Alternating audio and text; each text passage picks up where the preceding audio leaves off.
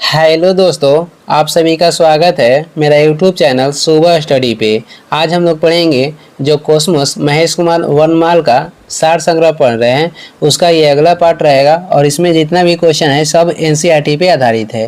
तो इसमें पहला क्वेश्चन हो जाएगा, भारत का सबसे बड़ा वनस्पति उद्यान कहाँ पर स्थित है। भारत के सबसे बड़ा जो वनस्पति उद्यान है ये स्थित है कोलकाता में। आगे हो जाएगा, काजीरंगा राष्ट्रीय उद्यान जो कि असम में है, ये किसके लिए प्रसिद्ध है। तो ये प्रसिद्ध है एक सींग वाले गेंडे के लिए। महात्मा गांधी मरीन राष्ट्रीय उद्यान किस राज्य में अवस्थित है। महात्मा गांधी मरीन राष्ट्रीय उद्यान जो है ये अंडमान और निकोबार द्वीप समूह में स्थित है।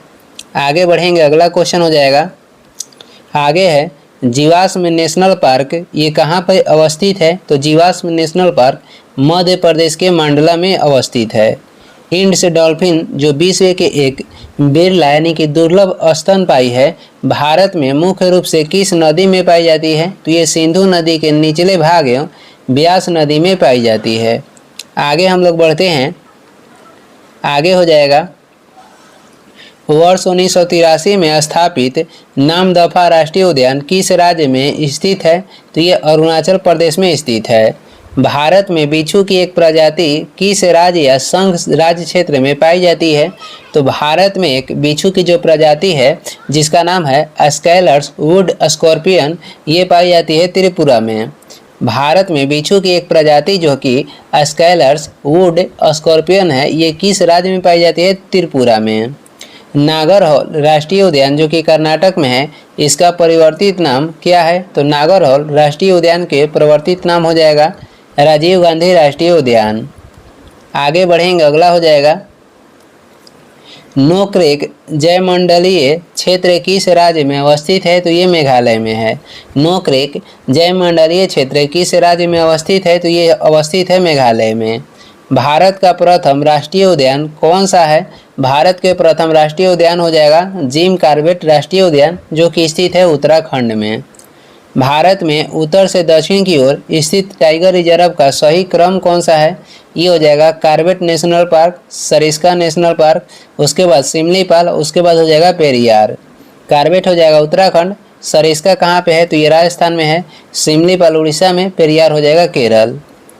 आगे देखेंगे, आगे हम लोग पढ़ेंगे वन्य जीव अभयारण्य और ये किस राज्य में स्थित है। तो देख लेते हैं, आंध्र प्रदेश में जितना भी वन्य जीव अभयारण्य है उसका नाम हो जाएगा कोरिंगा, कोलेरू, पुलिकट, नागार्जुन सागर हो जाएगा, श्रीशैलम हो जाएगा और प्राणहिता हो जाएगा।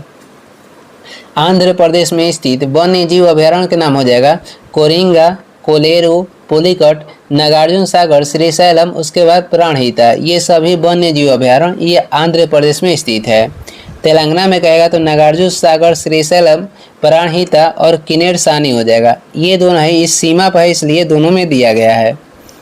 आगे बढ़ते हैं, आगे हो जाएगा, बिहार में स्थित वन्य जीव अभयारण्य के नाम हो जाएगा बरेला झील जो कि वर्तमान में सलीम अली जुबा सहनी पक्षी विहार हो गया है।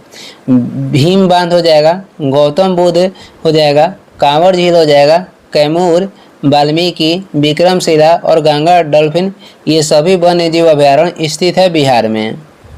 चंडीगढ़ में स्थित वन्य जीव अभयारण्य हो जाएगा सुखाना झील। उसके बाद छत्तीसगढ़ में है अचान कमार तथा सीता नदी।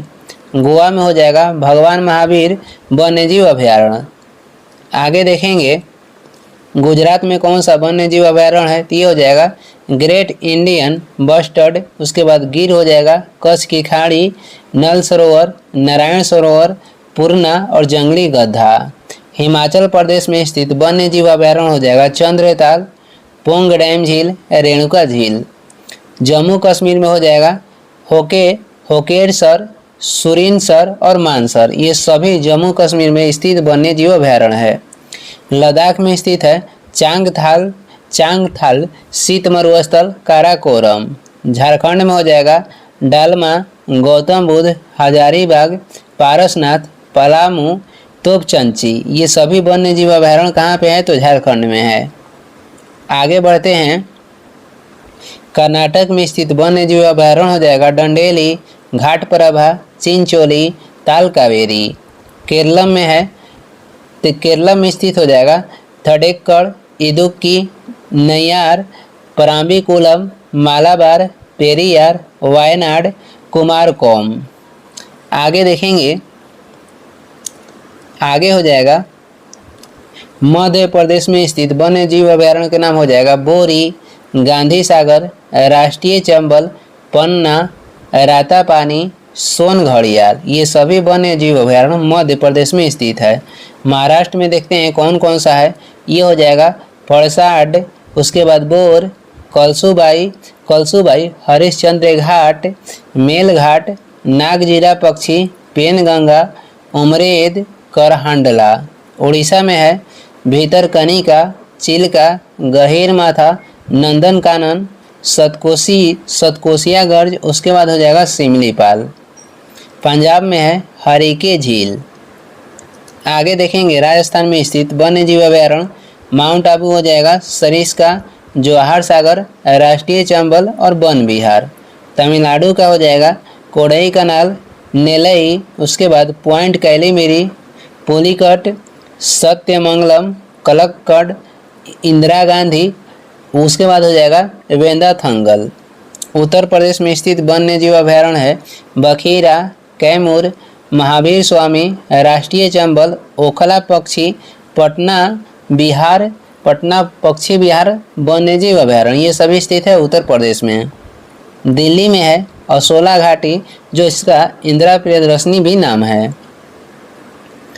आगे हो जाएगा अरुणाचल प्रदेश में वन्य जीव अभयारण्य का नाम हो जाएगा पखोई, सेसा आर्किड। असम में है दीपोर बिल, पूर्वी कारगी, आंगलांग, उसके बाद लोआखोआ। मिजोरम में है दम्पा हो जाएगा, उसके बाद हो जाएगा थोरांटलाग। सिक्किम में कहेगा तो किताम, पांगो लखा। त्रिपुरा का हो जाएगा गुमटी, सोपाही जाला। नागालैंड का हो जाएगा फकीम, रंगपहर, पुली वड़जे। उत्तराखंड का हो जाएगा केदारनाथ। आगे यहाँ पे जो प्रसिद्ध एक दिले रहता है क्वेश्चन वो भी देख लेते हैं। भारत के प्रथम गिद्ध प्रजनन केंद्र कहेगा तो हरियाणा के पिंजौर में, जबकि दूसरा राजभटखावा पश्चिम बंगाल में स्थित है। भारत का प्रथम गिद्ध प्रजनन केंद्र कहेगा तो पिंजौर हरियाणा में है, जबकि दूसरा हो जाएगा राजभटखावा पश्चिम बंगाल में। आगे देखेंगे अगला क्वेश्चन हो जाएगा इसमें। आगे है सिमलीपाल वन जीव अभयारण्य उड़ीसा राज्य के किस जिले में स्थित है? तो ये मयूरभंज जिला में स्थित है। भरतपुर पक्षी विहार जो कि राजस्थान में है, भारत में साइबेरियन सारस के लिए प्रसिद्ध है। इसे केवलादेव घना पक्षी विहार के नाम से भी जाना जाता है। भरतपुर पक्षी विहार जो कि राजस्थान में है, ये भारत में साइबेरियन सारस के लिए प्रसिद्ध है और इसे केवलादेव घना पक्षी विहार के नाम से भी जानते हैं। संयुक्त राष्ट्र महासभा ने किस दशक को जैव विविधता दशक घोषित किया था? वर्ष 2011 से 20 तक। आगे बढ़ेंगे, अगला हो जाएगा बांधवगढ़ राष्ट्रीय उद्यान जो कि मध्य प्रदेश में स्थित है। इसकी स्थापना किस वर्ष हुई थी? तो इसकी स्थापना वर्ष 1968 में हुई थी।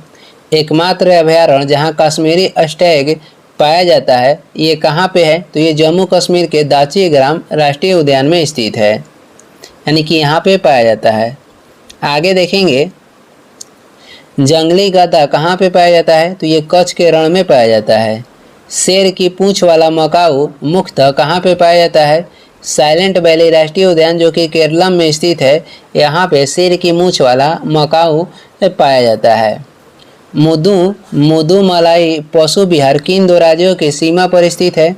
मुदुमलाई पशु विहार ये जो है किन दो राज्यों की सीमा पर स्थित है? तो कर्नाटक और केरलम के सीमा पर स्थित है। केरलम स्थित पेरियार राष्ट्रीय उद्यान हाथी अभयारण्य और बाघ अभयारण्य के लिए भी जाना जाता है। केरलम में स्थित जो पेरियार राष्ट्रीय उद्यान है, ये प्रसिद्ध है हाथी और बाघ अभयारण्य के लिए। आगे देखेंगे मानस वन्य जीव विहार ये किस राज्य में स्थित है? तो ये स्थित है असम में। विश्व का एकमात्र तैरता हुआ राष्ट्रीय उद्यान कौन सा है? तो ये केबुल लामजाओ हो जाएगा जो कि स्थित है मणिपुर में। आगे बढ़ेंगे, आगे हम लोग देखेंगे महत्वपूर्ण पर्यावरणीय दिवस। पर्यावरण से संबंधित महत्वपूर्ण दिवस देखेंगे। राष्ट्रीय विज्ञान दिवस कब मनाते हैं? राष्ट्रीय विज्ञान दिवस 28 फरवरी को मनाया जाता है। विश्व वानिकी दिवस कहेगा तो विश्व वानिकी दिवस 21 मार्च को मनाते हैं। विश्व जल दिवस ये मनाया जाता है 22 मार्च को। विश्व मौसम दिवस मनाया जाता है 23 मार्च को। अर्थ आवर डे यानी कि अर्थ आवर दिवस ये मार्च के अंतिम शनिवार को मनाया जाता है। विश्व स्वास्थ्य दिवस मनाया जाता है 7 अप्रैल को। आगे बढ़ेंगे, अगला हो जाएगा पृथ्वी दिवस कब मनाते हैं? तो 22 अप्रैल को विश्व पृथ्वी दिवस मनाया जाता है। विश्व जैव विविधता दिवस मनाते हैं कब? तो 22 मई को। नीलगिरी तहर दिवस मनाया जाता है 7 अक्टूबर को। विश्व पर्यावरण दिवस मनाया जाता है 5 जून को।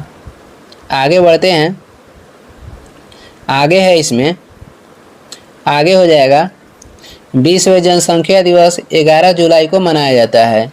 विश्व बाघ दिवस मनाया जाता है 29 जुलाई को। विश्व ओजोन दिवस 16 सितंबर को मनाते हैं और विश्व गैंडा दिवस 22 सितंबर को मनाते हैं। विश्व खाद्य दिवस 16 अक्टूबर को मनाया जाता है और विश्व खाद्य सुरक्षा दिवस मनाया जाता है 7 जून को। ये विश्व खाद्य सुरक्षा दिवस है और विश्व खाद्य दिवस 16 अक्टूबर को मनाते हैं। संयुक्त राष्ट्र दिवस 24 अक्टूबर को मनाते हैं। आगे देखेंगे, आगे हो जाएगा विश्व पर्यावरण संरक्षण दिवस ये 26 नवंबर को मनाया जाता है और विश्व पर्यावरण दिवस मनाया जाता है 5 जून को। राष्ट्रीय प्रदूषण रोकथाम दिवस मनाया जाता है 2 दिसंबर को। मानव अधिकार दिवस मनाते हैं 10 दिसंबर को और राष्ट्रीय ऊर्जा संरक्षण दिवस 14 दिसंबर को मनाया जाता है। राष्ट्रीय ऊर्जा संरक्षण दिवस 14 दिसंबर को मनाते हैं। आगे बढ़ते हैं, अगला क्वेश्चन हो जाएगा गर्म पानी अभयारण्य किस राज्य में स्थित है? गर्म पानी अभयारण्य ये स्थित है असम में। क्वागा किस पशु की विलुप्त प्रजाति है? क्वागा जो है किस पशु की विलुप्त प्रजाति है? तो ये जेब्रा पशु की विलुप्त प्रजाति है। डॉक्टर सलीम अली भारतीय पक्षी विज्ञानी के रूप में प्रसिद्ध हैं। डॉक्टर सलीम अली भारतीय पक्षी विज्ञानी के रूप में प्रसिद्ध हैं। कंचनजंगा राष्ट्रीय पार्क जो कि सिक्किम में स्थित है ये किस वर्ष स्थापित हुआ था? तो ये 1977 में स्थापित हुआ था। आगे देखेंगे, आगे हो जाएगा प्रसिद्ध गिर वन किस राज्य में स्थित है? तो ये स्थित है गुजरात में। गिर वन एशियाई शेर के लिए, गिर वन जो है एशियाई शेर के लिए प्राकृतिक पर्यावास है। गिर वन है जो कि प्रसिद्ध है किसके लिए? तो एशियाई शेर के लिए। भारतीय प्राणी सर्वेक्षण का मुख्यालय कहाँ पर स्थित है? तो ये स्थित है कोलकाता में। आगे बढ़ेंगे, अगला क्वेश्चन हो जाएगा, आगे है इसमें हिम तेंदुआ भारत में कहाँ पाया जाता है? हिम तेंदुआ भारत में सिक्किम में पाए जाते हैं। सारस किस राज्य का राजकीय पक्षी है? तो ये उत्तर प्रदेश के राष्ट्रीय पक्षी हो जाएगा सारस। नल सरोवर पक्षी विहार किस राज्य में स्थित है? ये स्थित है गुजरात में। आगे देखेंगे, अगला क्वेश्चन हो जाएगा, आगे है यूनेस्को द्वारा भारत के कितने जैवमंडल आरक्षित क्षेत्रों को मान्यता प्रदान की गई? तो कितने जैवमंडल आरक्षित क्षेत्र को? 12 है। गुजरात के कच्छ के रण में स्थित एशिया के सबसे बड़े घास के मैदान को किस नाम से जाना जाता है? तो इसे बनी ग्रासलैंड के नाम से जानते हैं। भारत में जैवमंडल आरक्षित क्षेत्रों की संख्या कितनी है? भारत में जैवमंडल आरक्षित क्षेत्रों की संख्या हो जाएगा 18। आगे देखेंगे, यहाँ पे महत्वपूर्ण एक क्वेश्चन है, देख लेते हैं। यहाँ पे है राष्ट्रीय बाघ संरक्षण प्राधिकरण की स्थापना वर्ष 2006 में हुई थी और किसके तहत? तो वन्य जीव संरक्षण अधिनियम 1972 के तहत। राष्ट्रीय बाघ संरक्षण प्राधिकरण की स्थापना वर्ष 2006 में की गई थी वन्य जीव संरक्षण अधिनियम 1972 के तहत। आगे बढ़ते हैं, अगला क्वेश्चन हो जाएगा, आगे हम लोग पढ़ेंगे अपवाह तंत्र के बारे में।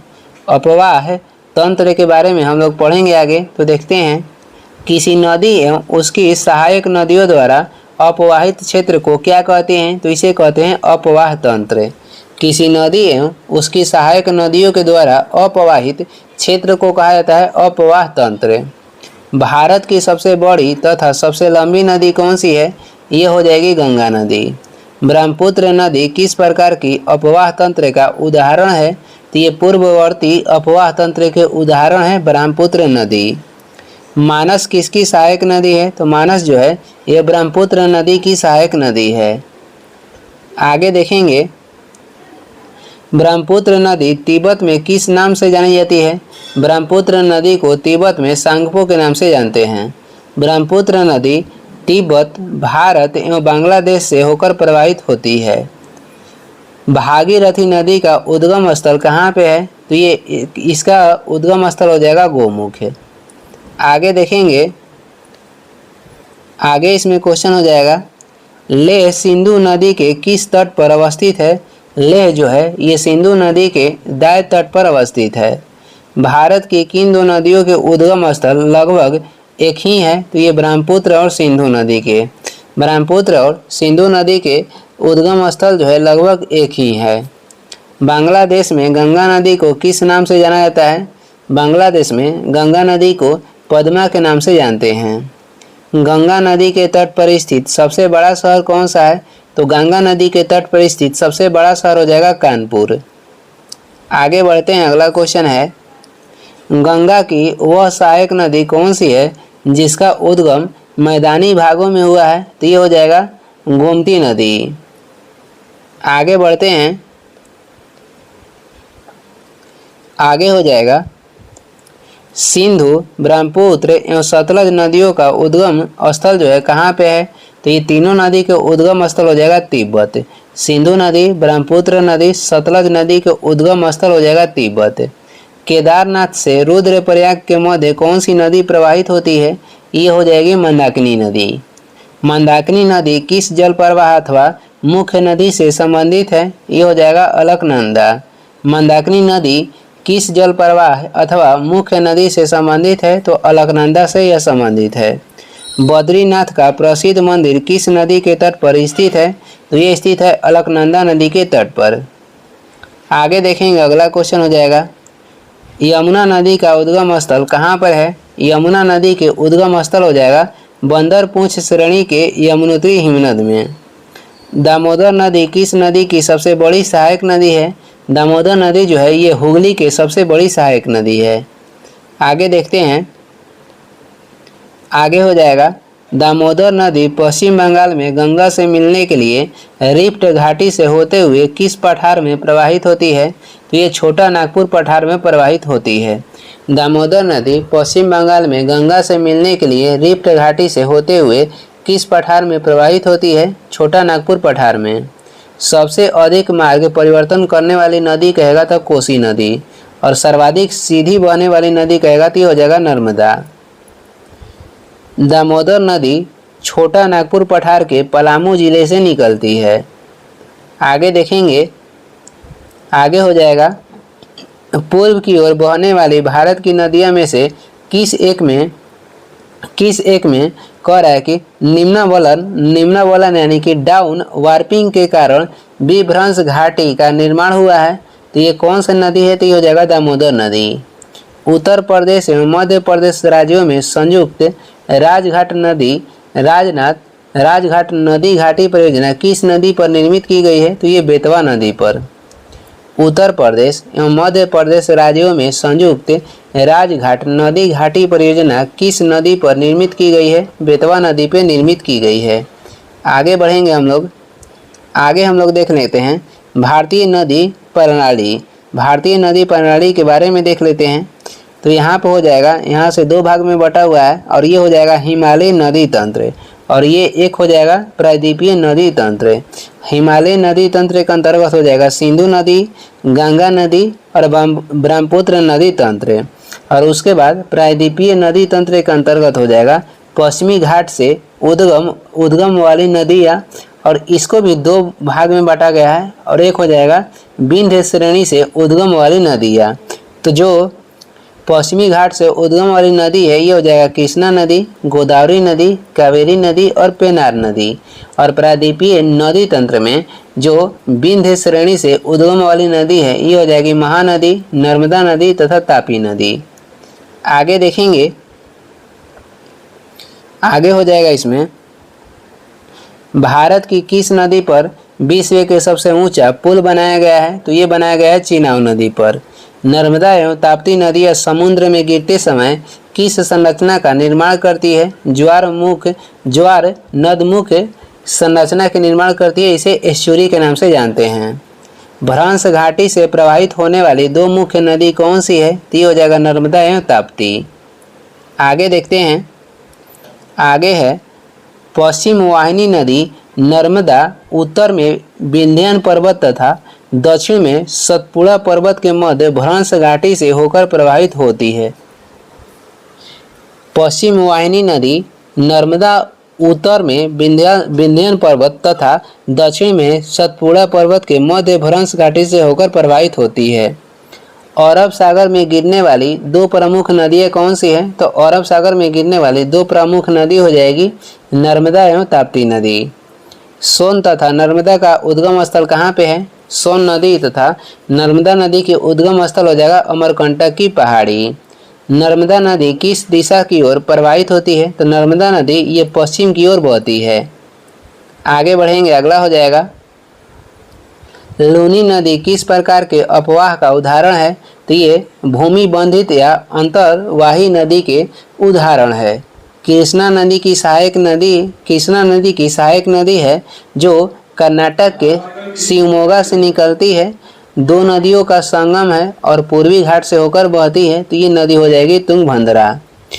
ये कौन सी नदी हो जाएगी? तुंगभद्रा। कृष्णा नदी की सहायक नदी है जो कर्नाटक के शिवमोगा से निकलती है। दो नदियों के संगम है और पूर्वी घाट से होकर बहती है, तो इस नदी का नाम हो जाएगा तुंगभद्रा। आगे हम लोग देखते हैं, इसमें आगे हो जाएगा कपिला किस नदी की सहायक नदी है? तो ये कावेरी नदी की सहायक नदी है। नदियों की लंबाई के अवरोही क्रम में ये हो जाएगा गोदावरी, महानदी, नर्मदा एवं ताप्ती का सही अनुक्रम में कह रहा है कि कौन सा नदी है और ये बताना है, और अवरोही क्रम यानी कि घटते क्रम में, और ये लंबाई के अनुसार बताना है। तो इसमें पहले हो जाएगा गोदावरी नदी जो कि सबसे लंबी है, लंबाई हो जाएगा 1465 किलोमीटर। इससे छोटा हो जाएगा नर्मदा नदी, लंबाई 1312 किलोमीटर। इससे छोटा हो जाएगा महानदी, लंबाई हो जाएगा 851 किलोमीटर। और इससे छोटा हो जाएगा ताप्ती नदी, लंबाई हो जाएगा 724 किलोमीटर। और ये घटते क्रम में है लंबाई के अनुसार। आगे है दक्षिण भारत की नदियों में किसका जल ग्रहण क्षेत्र सर्वाधिक है? और ये दक्षिण भारत की नदी में कह रहा है तो ये हो जाएगा गोदावरी नदी। गोदावरी नदी जो है ये दक्षिण भारत में के सबसे लंबी नदी है। प्रायद्वीपीय भारत की नदियों में से कौन सी नदी जो है सबसे लंबी है? तो ये हो जाएगी गोदावरी। शारदा नदी पर उत्तर प्रदेश की उत्तरी मैदानों में निर्गम होती है। जो शारदा नदी है, शारदा नदी उत्तर प्रदेश के उत्तरी मैदानों में निर्गत होती है। मैदानों में प्रवेश करने से पहले शारदा नदी किस नाम से जानी जाती है? तो शारदा नदी को काली के नाम से जानते हैं। आगे हो जाएगा, आगे है श्रीरंगपट्टनम, शिव समुद्रम और श्रीरंगम नामक द्वीपों का निर्माण कौन सी नदी करती है? तो ये करती है कावेरी नदी। कावेरी नदी का उद्गम स्थल कहाँ पर स्थित है? तो ये ब्रह्मगिरी पहाड़ियों में स्थित है। कावेरी नदी कर्नाटक, केरलम, तमिलनाडु एवं पुदुचेरी राज्य से होकर प्रवाहित होती है। जो कावेरी नदी है कर्नाटक, केरलम, तमिलनाडु एवं पुदुचेरी राज्य से होकर क्या होती है? तो प्रवाहित होती है। एक नीचे महत्वपूर्ण क्वेश्चन भी देख लेते हैं।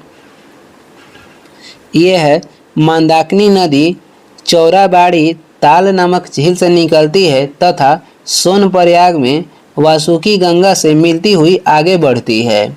और ये इस वीडियो के लास्ट क्वेश्चन है। वीडियो को लास्ट तक देखने के लिए धन्यवाद। वीडियो पसंद आ रहा है तो लाइक कर दें, चैनल पर नए हैं तो सब्सक्राइब कर दें। कुछ सुझाव हैं, सलाह देना है तो कमेंट करके ज़रूर बताएं। Thank you.